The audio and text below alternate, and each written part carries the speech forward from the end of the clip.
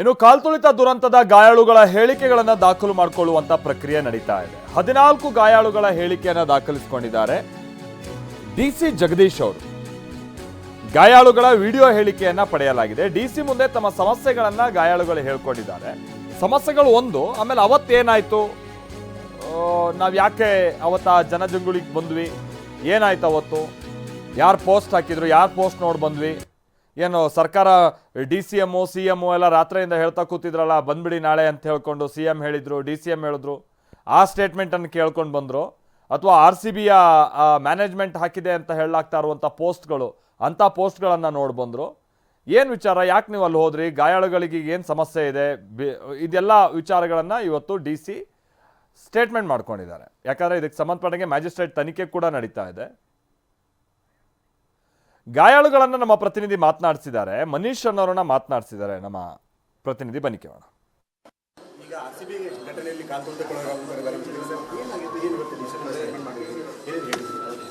I have given my complete statement on whatever happened on the same day, whatever happened and how it was done to the DC today. And I had already told this to the CM when he visited Vaidya hospital. I think they will take care. The inquiry is going on. ಸ್ವಲ್ಪ rest ಮಾಡಬೇಕು, MRI ಮಾಡಬೇಕು ಅಷ್ಟೇ. Okay, ಈ ಘಟನೆಯಲ್ಲಿ ಎಲ್ಲಿ ಯಾವ ಗೇಟಲ್ಲಿ ಆಗಿದೆ ನಿಮಗೆ? ನಮ್ಮದು ಗೇಟ್ 20. ಓಕೆ, ಏನಾಯಿತು ಸರ್? ಇಲ್ಲ ಸರ್, ಸ್ಟ್ಯಾಂಪ್ ಆಗಿದೆ. ನಮ್ಮ ಕಾಲ್ ಬ್ಯಾರಿಕೇಡಿಂದ I was stuck in, my leg was stuck in between the barricade. Okay. I think it's better now. ಎಷ್ಟು ಜನ ಇದ್ರು ಸರ್ ಈ ಥರ ಘಟನೆ? It was public. I think it was around 20-30. Purely ಯಾರು ನೆಗ್ಲಿಜೆನ್ಸ್ ಅನಿಸ್ತಾ ನಿಮಗೆ? Sir, management could have been better sir.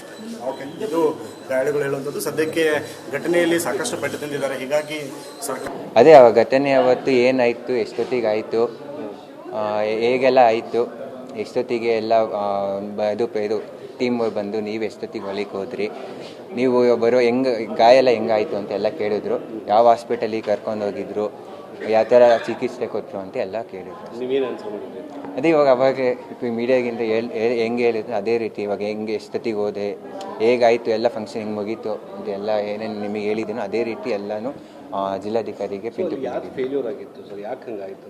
Failure ಅಂದರೆ ಇವಾಗ ಎಲ್ಲ ಇಬ್ಬರು ಕಡೆನೂ ತಪ್ಪಿದೆ. ಇವಾಗ RCB ಅವರು ಗೆದ್ದಿದ್ದಾರೆ, ಖುಷಿ ಇದೆ. ಅದು ಏನಂದರೆ 1-2 ದಿನ ಬಿಟ್ಟು ಒಂದು ಕ್ಲಿಯರ್ ಪ್ಲ್ಯಾನಿಂಗ್ ಮಾಡಿ ಮಾಡ್ಬೋದಿತ್ತು. ತುಂಬ ಜನ ಸೇರ್ತಾರೆ ಅಂತ ಗೊತ್ತಿತ್ತು, ಆದ್ರೂ 1-2 ದಿನ ಬಿಟ್ಟು ಮಾಡ್ಬೋದಿತ್ತು.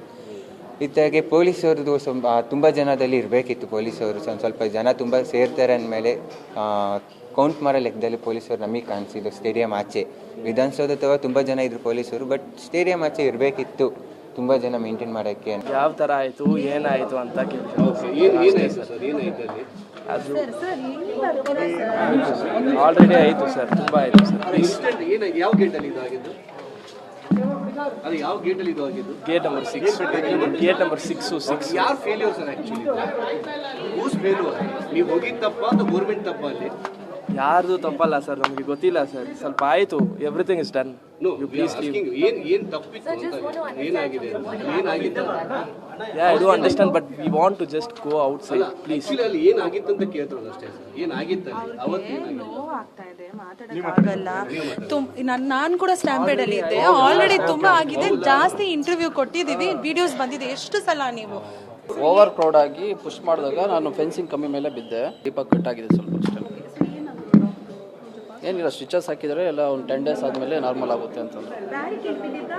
ಇಲ್ಲ, ಜನ ಪುಷ್ ಆ್ಯಕ್ಚುಲಿ ಓವರ್ ಕ್ರೌಡ್ ಆಗಿತ್ತು. ಗೇಟ್ ನಂಬರ್ 1 ಅರೌಂಡ್ 1000 ಪೀಪಲ್ಸ್ ತನಕ ವೆಯ್ಟ್ ಮಾಡ್ತಿದ್ರು ಗೇಟ್ ಓಪನ್ ಆಗಲಿ ಅಂತ. ಓಪನ್ ಆಗಿದ ತಕ್ಷಣ ರಶ್ ಮಾಡಿದ್ರೆ ಎಲ್ಲ ಇನ್ಸೈಡ್ ಹೋಗೋದಕ್ಕೆ. ಇನ್ಸೈಡ್ ಹೋಗ್ಬೇಕಾದ್ರೆ ಪುಷ್ ಮಾಡಿದಾಗ ನಾನು ಫೆನ್ಸಿಂಗ್ ಗ್ರೌಂಡ್ ಮೇಲೆ ಬಿದ್ದಿದ್ದು. ಸೊ ಹಂಗಾಗಿ ಕಟ್ಟಾಗಿದೆ. ಒಂದಿಷ್ಟು ಮಾತುಗಳೀಗ RCB ಮ್ಯಾನೇಜ್ಮೆಂಟ್ ತಪ್ಪ, ಸರ್ಕಾರ ತಪ್ಪ?